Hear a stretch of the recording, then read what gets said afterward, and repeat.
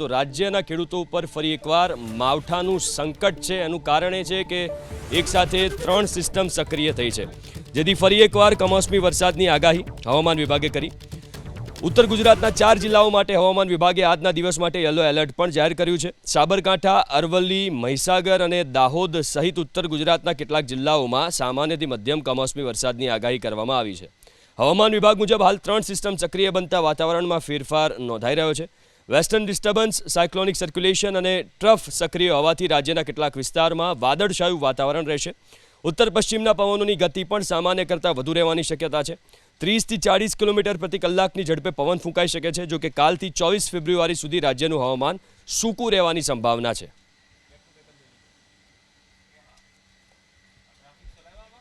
તો રાજ્યના ખેડૂતોના માથે ફરી માવઠાનું સંકટ છે। એકસાથે 3 સિસ્ટમ સક્રિય થઈ છે અને આ તમે ગ્રાફિક્સના માધ્યમથી પણ જોઈ શકો છો કયા કયા જિલ્લાઓમાં યલો એલર્ટ આપવામાં આવ્યું છે।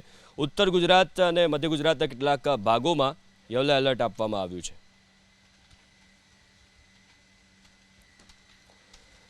તો હવામાન વિભાગની આગાહી મુજબ ઉત્તર ગુજરાતના કેટલાક વિસ્તારોમાં કમોસમી વરસાદ વરસ્યો। આજે વહેલી સવારે દાહોદ શહેર અને આસપાસના વિસ્તારોમાં વરસેલા માવઠાએ ખેડૂતોની ચિંતા વધારી દીધી।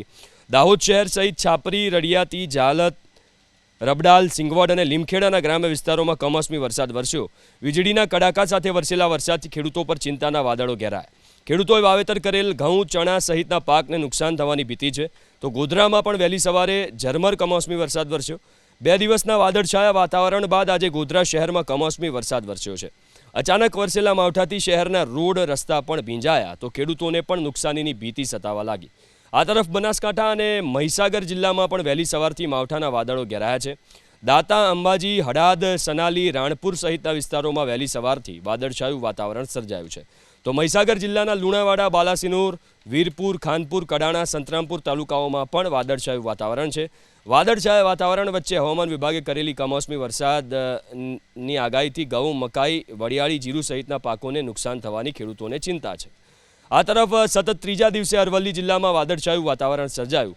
મોડાસા, જીવનપુર સહિત ગ્રામ્ય વિસ્તારોમાં વાતાવરણ પલટાતા ધરતીપુત્રો પણ ચિંતિત બન્યા।